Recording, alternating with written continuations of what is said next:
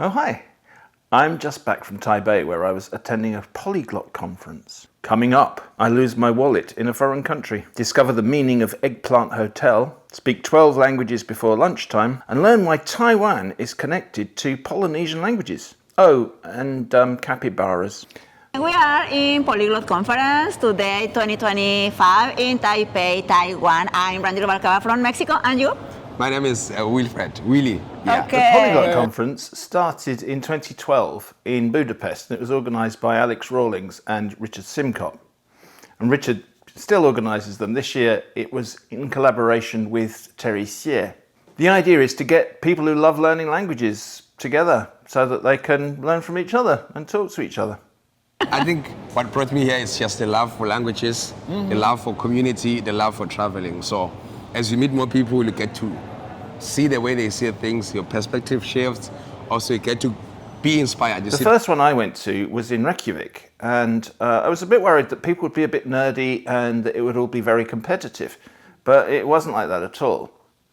I'd had this image of people who study Hittite in their mum's basement, and maybe they do, but when they get together, they're like really friendly, and we talk to each other. And I've made lots of friends through going to those conferences. So I went to the one in Reykjavik. The next one was Fukuoka, and then Cholula. Yeah, I absolutely agree with Will, and I think that it's like a big family because we see each other maybe one time per year or 2 times per year, but we recognize like a friend like all life, and we can talk about every topic, and we are in a happiness every time, listen the conference or talking in different languages. C'est la première fois que tu viens à un événement comme celui-ci? C'est la deuxième fois, j'ai déjà fait la Polyglot Conference en Hongrie, à Budapest. Ah oui? C'était un vrai plaisir et j'ai voulu retenter l'expérience. Un peu plus loin de la maison, mais un plaisir de venir jusqu'ici. It's my third time. Third? Oh, yes, wow. Third conference in a row. I enjoyed the first one so much, I decided to come every year. Alors c'est la première fois que tu assistes à une réunion de Polyglot? Oui, c'est ma première réunion Polyglot, c'est ma première conférence de Polyglot. Je suis jamais allé. I was particularly excited to go to Taipei because, well, for one, I speak Chinese of a Mandarin nature, and secondly, because the island is really linguistically diverse. So as well as Mandarin, they speak Taiyu, which is not to be confused with Taiyu. So Taiyu is Taiwanese, or the Taiwanese version of the Hokkien language, which is also spoken in Fujian province on the mainland. And they also speak 16 different indigenous languages, which are related to the Polynesian languages. And in fact, they were the origin of the Austronesian language family. I set off from my local airport, which is Santa Ana, Orange County, John Wayne International Airport. Surely this man was the son of God.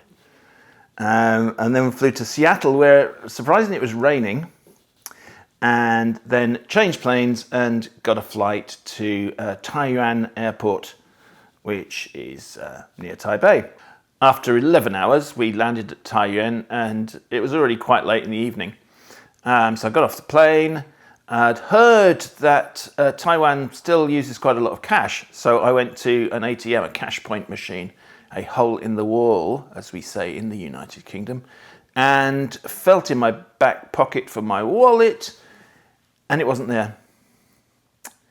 And did that thing where you kind of like check every pocket 28 times just in case some alien has beamed your wallet back into it, and they hadn't, disappointingly.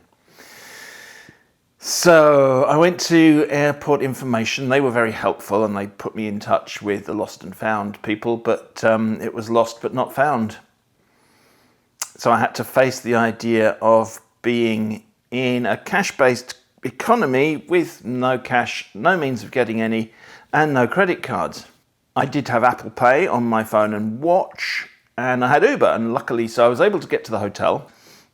I was a bit curious about my hotel. It was called, hostel. It was called Jizu, which I discovered by looking at the characters was 茄子 in Mandarin, which means aubergine stroke eggplant stroke brinjal.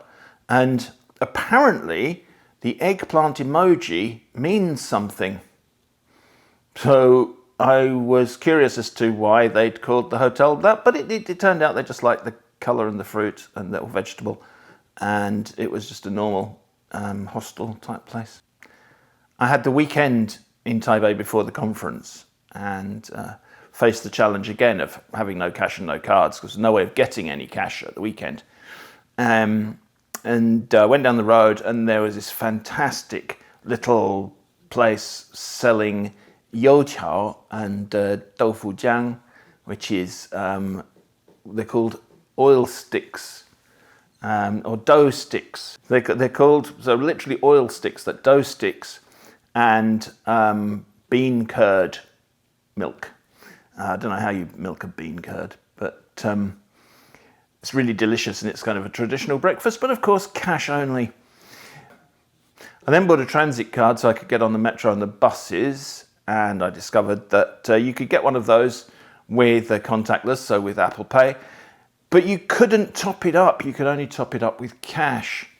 So I had to go back to the hotel, and then I had the idea they might lend me some money. So they lent me 200 new Taiwan dollars, which I could put on my card, and I set off in search of capybaras. I got to this capybara cafe called Capybara Night. And you could spend 250 new Taiwanese dollars, which is about 8 US, I think, to get to hang out with a capybara and stroke it, pet it, and feed it hay, which I don't know if that's what they eat, but that's what they eat there. Cash only! I was so disappointed. From there I went up Taipei 101, which used to be the tallest building in the world before it was overtaken by the Burj Khalifa in Dubai. It must be said it's not the most beautiful architectural monument in the world. What was fun though, other than the view was fantastic, but it was also very, very East Asian in terms of the cute photo opportunities that awaited you at the top in the viewing area. The conference started on Monday morning and there'd been a typhoon in the Philippines, and the tail end of which was now hitting Taiwan. So it was pouring with rain on the Monday, and I had to buy a rain cape and an umbrella. Something I don't really need here in my home in Southern California because it never rains. The conference started with a day for mingling, getting to know each other, and for talking as many languages as you wanted to. There was a whole bunch of tables with different flags on, and so you sat at those tables and you spoke whatever language corresponded to the flag. And it didn't matter, I mean, you know, some people spoke the language really well, some people were just learning it, some people just wanted to find out what it sounded like. Every hour, they would change the flag. On parlait en allemand, et tout d'un coup, après quelques minutes, ils ont remis le drapeau français, ensuite ils ont remis le drapeau allemand. C'était la table franco-allemande. On a rigolé, on a dit que c'était comme l'Alsace ou la Lorraine. Ouais, la Lorraine. On a dit la Lorraine, oui, qui changeait de l'Allemagne à la France. Oui. I started off speaking Russian, and then I think it went to Spanish, and then it went to Korean, which I don't speak. So I moved to the German table, which then became French. I also had the chance to find out something about Haitian Creole, which is fascinating. There were also tables for Swedish, Norwegian, Danish, Finnish, Japanese, Korean, and even Lithuanian. There weren't very many people at that one. The week before the conference, some people had got there early and had done classes in Mandarin, Taiwanese, or one of the indigenous languages. The one they'd learned was a language called Paiwan, not to be confused with Taiwan. They speak Paiwan in Taiwan. D'où vient ton intérêt pour les langues? Alors moi je suis née dans une famille qui était multilingue. Je suis née en Allemagne, ma mère est malienne, mon père est guinéen. Donc on parlait français à la maison, je suis allée au kindergarten qui était en allemand, donc il y a toujours eu des langues dans ma vie. Et j'ai toujours eu une passion aussi très vite pour le japonais, pour l'anglais. Vedo che parli parecchie lingue? Sì. Come mai? Dove è venuta questa passione? Penso che in Svizzera questo è normale perché abbiamo tante lingue. Si parla il tedesco, nella parte tedesca c'è una parte francese dove sono cresciuto e allora parlo anche il francese, sono andato in scuola in francese, dopo ho imparato anche l'italiano perché è un'altra lingua nazionale e mi piace molto. Yeah, so I come from a very small country. I come from Estonia, so they're already growing up with 3 languages. They're studying 4th language, German. And when I started traveling in my teens, I realized there are so many languages. I wanted to learn something. 你是什么时候开始对语言感兴趣？大学的时候，大学的时候，对才大学的时候，不对对是不是从不不是不是是从小不是啊对，我小时候对语言没有兴趣，啊，所以语言方面从哪里来？是因为我遇到一个也是美国人，他是一个学校的教授，他是 polyglot，嗯所以他让我知道哦，世界上有 polyglot 这种东西，然啊。后就开始对这个有兴趣。 Now, if you want to become a polyglot, I've got a great offer for you. By using the barcode on the screen now or in the description below, Rosetta Stone will give you 60% off a lifetime subscription to all 25 languages. That really gets you a head start. It's a really natural way of learning languages where, you're not learning lists of vocabulary, but you're seeing useful everyday sentences coupled with images. And that way, things stick in your mind much better. You're not memorizing, you're just being exposed to the language naturally. They also have a fantastic system whereby you can check your pronunciation by repeating after either your phone or your computer, and the system will tell you how accurate your pronunciation is being. 你的座位号码是85号。你的座位号码是85号。If you can say that, can you say is being? My pronunciation is being really good. I'm not sure. I'm a polyglot. I'm a professional linguist. And you can take it with you on the go. You can actually download some of the lessons, or as many lessons as you want, and take them with you wherever you happen to roam, even if there's a typhoon, or if you haven't got any money. And of course, you don't have to want to be a polyglot. Maybe you're curious about a particular language and you just want to learn one, or you need it for work, or you're going on a fantastic trip. Don't lose your wallet. And you want to learn the language of the place that you're going to. It all works. So again, scan this barcode or click on the link in the description. The next day was dedicated to a series of talks by a range of experts on different topics. Started off with a really fascinating exploration of some of the indigenous languages of Taiwan, their histories, how they had become endangered and the efforts to revive them, how various people had learnt them. Fascinatingly, some of the talks were actually in the languages. 最满意的是，我让所有台湾的语言都出现在这场会议里面。As well as people sharing their expertise, there are also talks where people shared their own experiences of language learning or just language in general. 那时候你已经会说多种语言？多少种语言？没有，就Mandarin， 然后台语、日文跟英文。所以你已经会说4种。不是因为我有兴趣，是因为我有需要。对。那是遇到这个老师之后，我才有兴趣去学很多语言。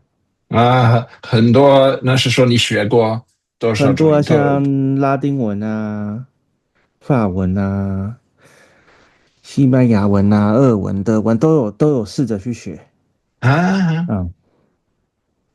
当地的那个台湾的当地语言学过没有？有，但是那个是最近几年才学的。这个拍one。拍one，对。English, French, Spanish, and German. For all the other languages, those are the only ones that I'm conversing in. Those are four conversant languages, and for my non-conversant ones, and the ones that I've been studying for a couple of years are Irish, Welaga, Anishinaabemowin, and Japanese. And my goal right now is to bring them to the, if I could just bring them to the level of my German, I'd be happy. Where you can get by and... Yeah, exactly. I make all kinds of mistakes, but I can play with it, I can make jokes and, get by. I started learning Spanish, Catalan, and I noticed that I actually enjoy it. And I enjoy learning on my own more than I enjoy being told what to learn at school. Right. So then I picked up a bit of Turkish, some French, a few other languages, and now that's something I do for fun. A few weeks ago I translated Russian rock song into Welsh. Oh. So are you saying that Welsh is the language that you're concentrating on most at the moment? I concentrated on it for the last 2 years. Then last month I went to Carnarvon and actually got to practice Welsh. So I count it as a sort of temporary tick in my box right now. And now I'm thinking about learning a new minority language. So right now I'm considering learning Laz language, Lazuri, which is a language in northern Turkey in the mountain. Dopo quando ho fatto l'università ho fatto uno scambio in Africa, sono andato in Tanzania per un anno. E lì Un anno? Un anno, sì. Ho imparato il Swahili, Kiswahili, lì. Un'altra lingua che ho imparato. Alors il y a le français, il y a l'anglais, l'allemand, le japonais, le coréen, l'arabe égyptien, le portugais, l'espagnol. Et ma langue maternelle qu'il faut absolument que je réactive, qui est le bambara, qui est une langue parlée au Mali. Tu peux donner des exemples? Alors, Netoro Dienabu, Newalla Almanila, Nebefeka Manakafo. Qui veut dire je m'appelle Dinabou, je suis née en Allemagne et j'aimerais parler le bambara. Wow, c'est très joli. Merci beaucoup, c'est un plaisir. I speak English, I speak most of mine is African languages. I think a bit of Chinese. My Chinese is not the strongest. Yeah. I'm still learning. Bahasa Indonesia I'm still learning as well. But it's not really perfect. So which African languages do you speak? I remember I speak it 4.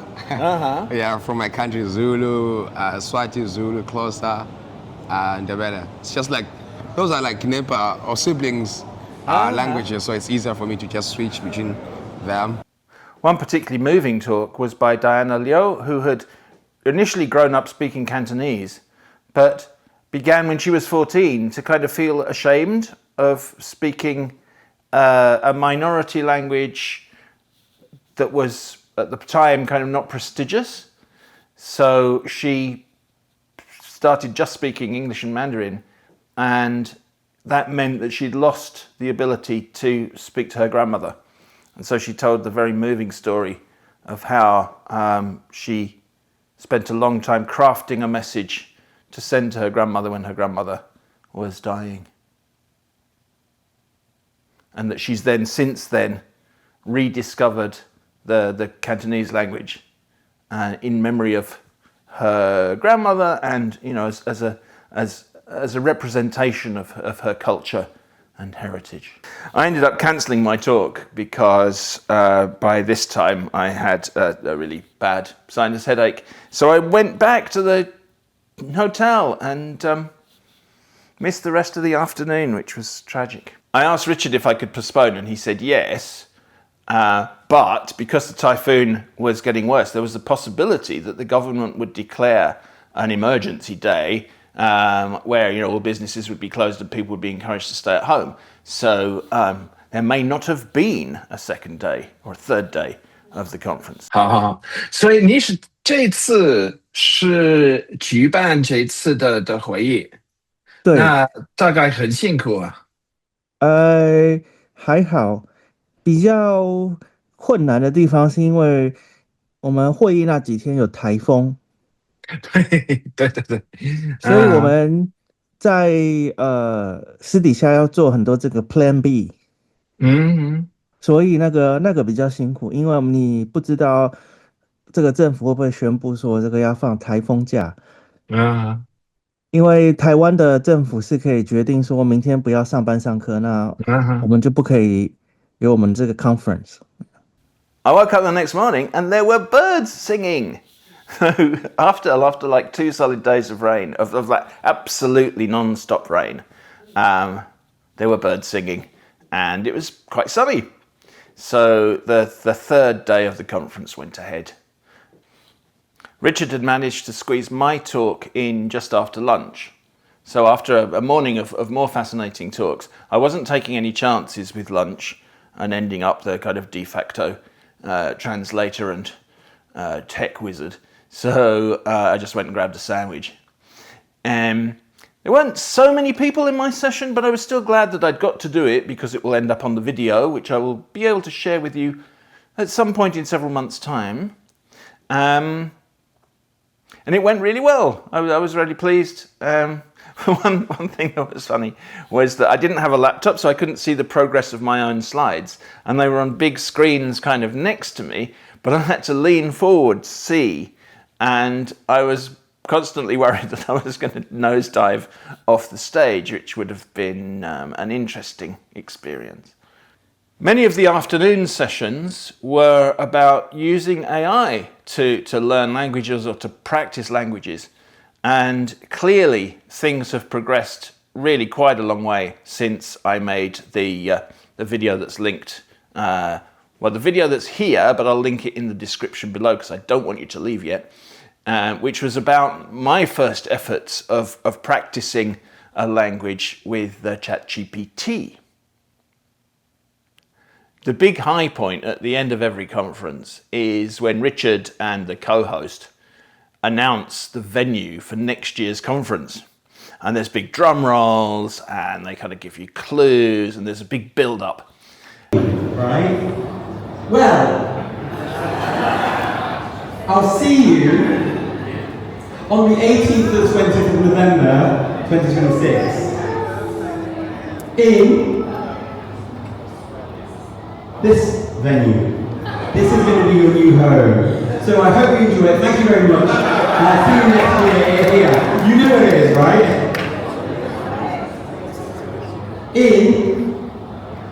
Oh, and there's this other room that we've got as well. So if you didn't know the first room, you'll know this room, I guess. Okay. But it's really in this. Oh, this garden. Isn't this pretty? So even if your room is there, you know where this garden is, right? But it's in this city. Does anyone know where this is? Yes, it's.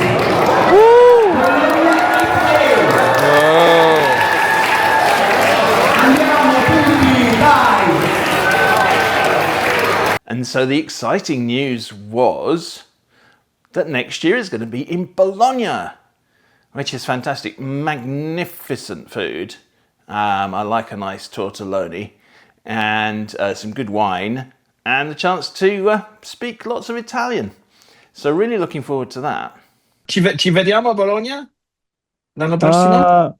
Voglio andare in Bologna, in l'Italia, ma adesso no, non sé. Il mio italiano no è molto bene. That evening, a group of Taiwanese participants invited a few of us to a night market where we had some really delicious fried, big kind of fat mushrooms fried in a variety of sauces or with a variety of like garnishes. We had some really yummy tofu. And we ended up with a rather interesting dish called ba bao bing, consisting of, and I have to read from the list here, sweet red beans, mung beans, taro balls, sweet potato balls, so far so not unusual, grass jelly, tapioca pearls, peanuts, and jelly cubed, served over freshly saved ice. It was interesting. Nowhere near as bad as it sounds, actually, but I'm not sure I would go for it again. The next day we went on an organised excursion around northern Taiwan, and the rain was back in earnest. So I had to buy a very, very stylish rain garment from some nice ladies in the first car park. We went to a place called Yeliu, where there were these geological formations, and in typical Chinese fashion, they were all named after what they apparently looked like. One of them was the Queen's Head, which actually does look like the head of a queen. I'm not sure I saw the others, so there's fairy shoe and sea candles. The typhoon really whipped up the sea, so that was quite exciting. Then we went to this place called Jiufen, which is an old mining town with interesting narrow streets, with all kinds of like souvenir shops and interesting food shops and stuff. And we went there for lunch. Sadly, exclusively meat, so I was not really in my element, but they did whip up some veggie fried rice for me. 九份老街 is a popular tourist destination in Taiwan, and interestingly it means like 9 portions. So originally there were 9 families living there, and whenever they asked for anything to be delivered they needed 9 of them apparently. Anyway, the next place we went to was Shifen, which means 10 portions. So there was one more family there. Shifen is famous for its fire lanterns. So you go there, and we were put into groups of 4. You each paint something or write something in characters with a brush, calligraphically, on the side of this lantern, and then this guy puts fire inside it. It floats up into the heavens if you're lucky. And it's like wishing for the thing you wrote on it. People were putting stuff like world peace and happiness and things. I put money. I felt a bit bad afterwards. Anyway, talking of which, if you would care to like and subscribe, then that makes this channel successful, and it means I have the money to make more videos. And I mean, if you have any say in creating world peace, then a bit of that as well would be lovely. So yet again, the whole experience of the conference was magnificent. I met some fantastic people, and it's just great to be with people with that kind of international mindset, who are curious and who love languages. And I think the important thing is who know it is possible to learn languages. I think that's kind of one of the messages that I would like to get out to the world, is that, you might have found learning languages difficult at school, but that does not mean you are bad at it. So give it a go. What's the language of Eswatini called? Siswati. Siswati. So Yeah. what can you teach us? Unjani means how are you? Wunjani. Yeah, Unjani. Wunjani. And what do we reply if we're good? Nia pila. Pila. Yeah, nia pila. It means I'm okay, I'm fine, I'm good. And thank you? Nia bonga. Okay. Yeah. And Mexican Sign Language, okay? This is much, muchas. Thank you. Gracias. Muchas gracias. Y si tú quieres decir hola, if you want to say hello, this is the H, la H, Sí. en forma de H, and you say here, and you put in your hand, say, hola. Hola. And you say, hola, ¿cómo estás? Muchas gracias. Y aplausos, this is aplausos, claps, there are claps in sign language. Oh. Yeah. Muchísimas gracias a los dos. Muchas gracias. Thank you very much. I'm making this in December, so the end of the Gregorian year is upon us. It will soon be New Year. So watch this video next, where I wish you Happy New Year in a plethora of languages. And you can watch that and even buy the t-shirt. Imagine. See you soon. Take care. Peace. Bye.